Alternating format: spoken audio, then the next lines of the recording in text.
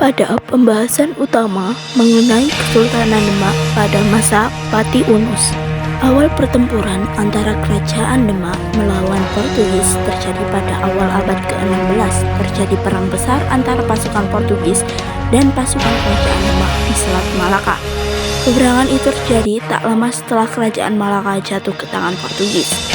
Pada saat itu, pasukan Kerajaan Demak sendiri dipimpin oleh Pati Unus. Penyerangan Demak terhadap Portugis dilatar belakangi jatuhnya kerajaan-kerajaan Islam di sekitar Selat Malaka, seperti Kerajaan Samudra Pasai dan Kerajaan Malaka ke tangan Portugis. Dari jatuhnya kerajaan-kerajaan tersebut, Pati Unus menyadari betapa kuatnya armada laut Portugis yang diyakini lebih kuat dari armada laut Majapahit pada masa jayanya.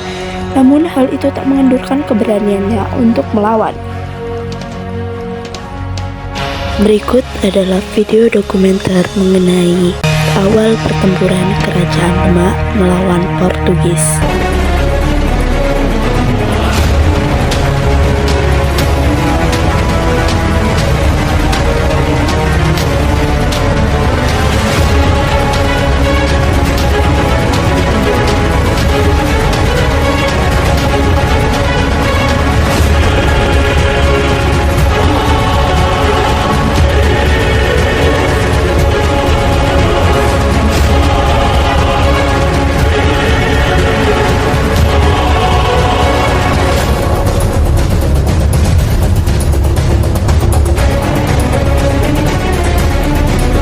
Dalam upaya untuk memimpin pasukan Kerajaan Demak demi perlawanan terhadap bangsa Portugis, Pati Unus mengadakan ekspedisi Jihad I yang dilaksanakan pada tanggal 1 Januari 1513.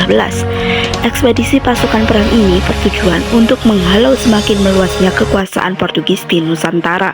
Tetapi sayang, serangan pasukan Pati Unus dengan mudah dipatahkan oleh Portugis hingga tercerai-berai. Kekalahan ini membuat Pati Unus dan pasukannya remuk. Mereka kembali ke tanah Jawa. Kembalinya mereka ke tanah Jawa lagi sebagai orang yang kalah. Pertempuran hebat terjadi di Selat Malaka antara armada kapal Portugis dengan armada Demak. Mereka bertempur habis-habisan, namun armada Portugis lebih canggih dengan senjata meriamnya. Sebanyak 7 kapal dan perahu Demak berhasil dihancurkan oleh Portugis. Sebanyak 800 pasukan Demak banyak yang tewas dalam pertempuran itu. Meskipun dikalahkan, Pati Unus berhasil melarikan diri dan berlayar pulang menuju ke Demak. Dia kemudian mendamparkan kapal perangnya sebagai monumen perjuangan melawan orang-orang yang disebutnya paling berani sedunia. Berikut adalah dokumenter perlawanan Kerajaan Demak terhadap Portugis pada ekspedisi Jihad I.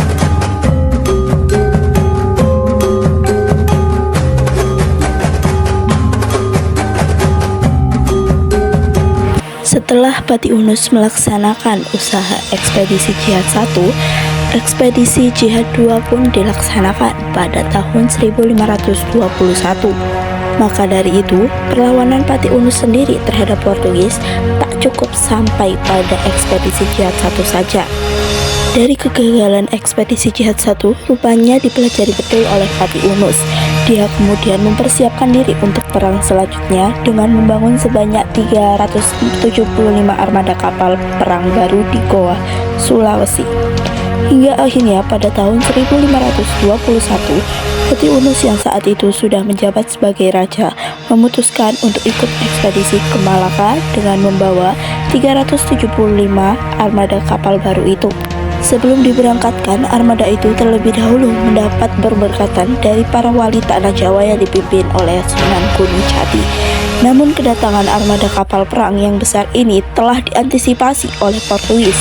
Kapal yang ditumpangi Pati Unus pun terkena meriam saat akan merapat di tepi pantai. Kapal pun hancur dan Pati Unus gugur akibat tembakan meriam itu. Berikut ialah video dokumenter pada ekspedisi Jihad II yang dilaksanakan pada tahun 1521.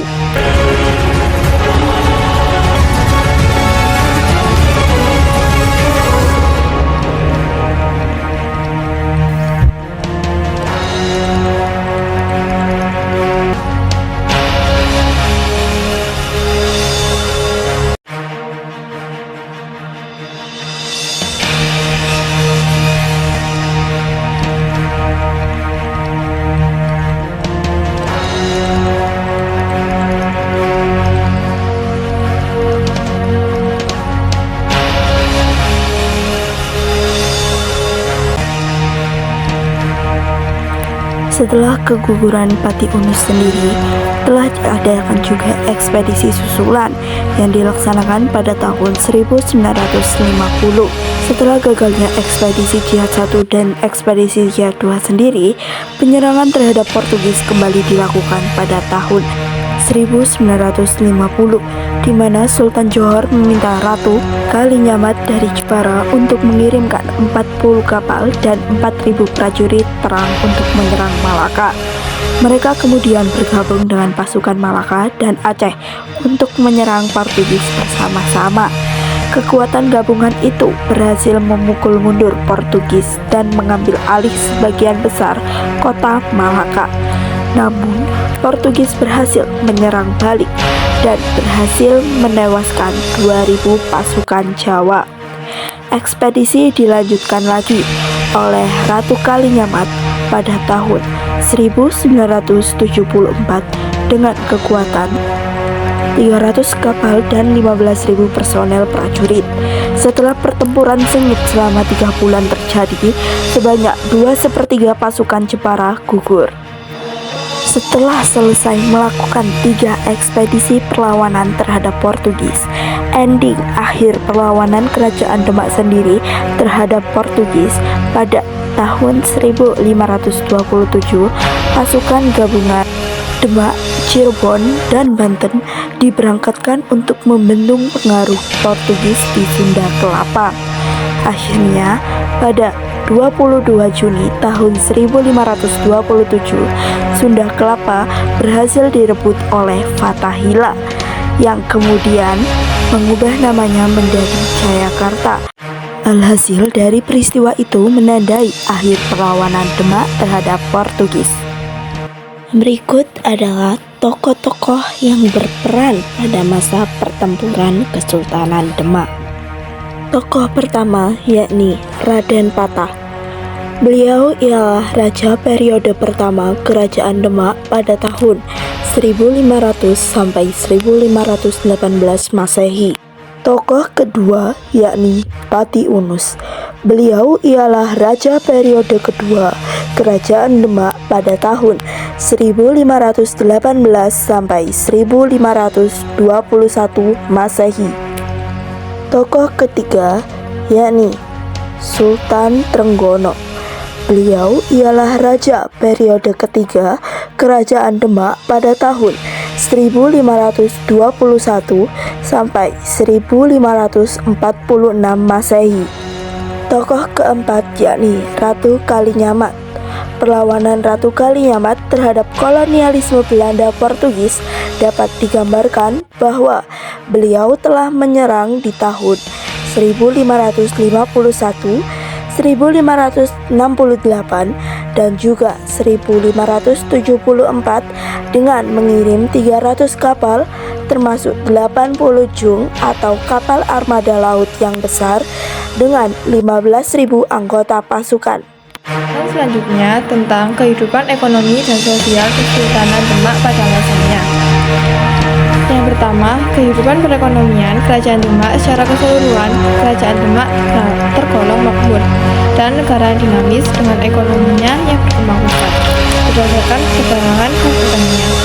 Letaknya yang strategis di persimpangan jalur perdagangan sangat penting untuk membantu Kerajaan Demak menjadi pusat kegiatan ekonomi di wilayah tersebut.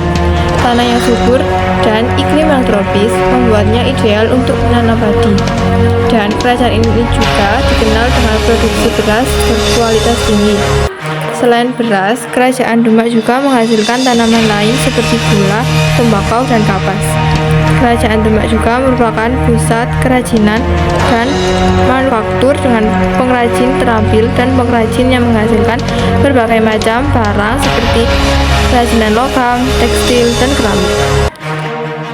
Kehidupan sosial masyarakat Kesultanan Demak diperintah berdasarkan hukum Islam, tetapi tidak meninggalkan tradisi lama. Demak menjadi pusat penyebaran Islam di Nusantara. Kelahiran para wali di Demak menjadikan proses penyebaran Islam lebih cepat ke daerah-daerah terpencil. Hasil kebudayaan Kerajaan Demak adalah kebudayaan yang terhubung dengan agama Islam. Salah satunya adalah Masjid Agung Demak yang masih berdiri hingga saat ini. Pembahasan yang terakhir yaitu tentang peninggalan Kesultanan Demak yang masih ada sampai sekarang. Yang pertama, Masjid Agung Demak. Masjid Agung Demak dibangun oleh Raden Patah dari Kerajaan Demak pada abad ke-15 Masehi. Yang kedua, kolam wudhu sudah menjadi hal yang lumrah apabila terdapat tempat wudhu di sebuah masjid. Hal ini juga bisa ditemukan di Masjid Agung Demak sebagai salah satu masjid tertua di Indonesia. Yang ketiga, makam Sunan Kalijaga. Sunan Kalijaga adalah salah satu wali songo yang menyebar agama Islam di wilayah Kerajaan Demak. Ia meninggal di dunia pada usia 131 tahun atau tepatnya di tahun 1680. Yang kedua, Dampar Kencana. Dulunya Dampar Kencana merupakan sisinggahan raja. Raden Patah mendapatkan sisinggahan tersebut sebagai hadiah saat pelantikannya sebagai raja di Kesultanan Demak Bintaro dari Prabu Brawijaya V Raden Kertabumi alas Kerajaan Majapahit. Yang kelima, Maksurah. Maksurah adalah ruangan berbentuk persegi panjang yang tidak terlihat besar. Dulunya ruangan ini adalah tempat yang dibuat khusus untuk para raja dan ulama. Yang keenam, pintu beledek.